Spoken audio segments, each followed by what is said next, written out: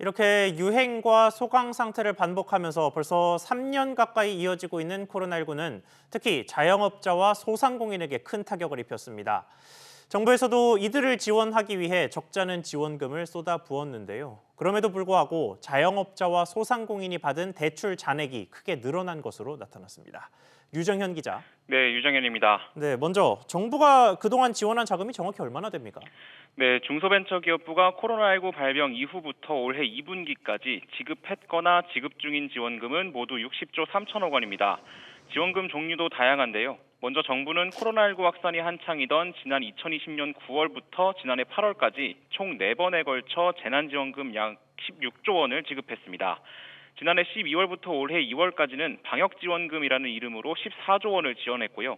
새 정부 출범 직후에는 일회성 지원금인 손실보전금 22조 6천억 원을 줬습니다.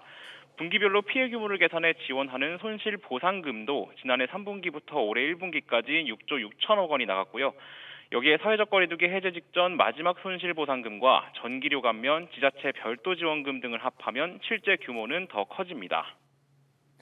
네, 이렇게 그동안 적잖은 금액이 투입됐는데 자영업자와 소상공인 형편은 좀 나아졌습니까?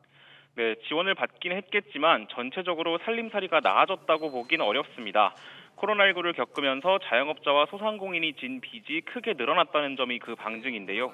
올해 2분기 기준으로 국내 자영업자와 소상공인들이 받은 대출 잔액은 994조 원으로 코로나19 이전인 2019년 같은 기간보다 50%가량 늘었습니다. 사업자 명의로 받은 대출이 약 220조 원 증가했고 개인 이름으로 받은 가계대출도 117조 원 늘었습니다.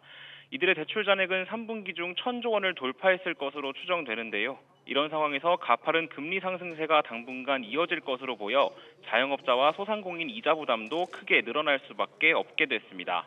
SBS 비즈 유정현입니다.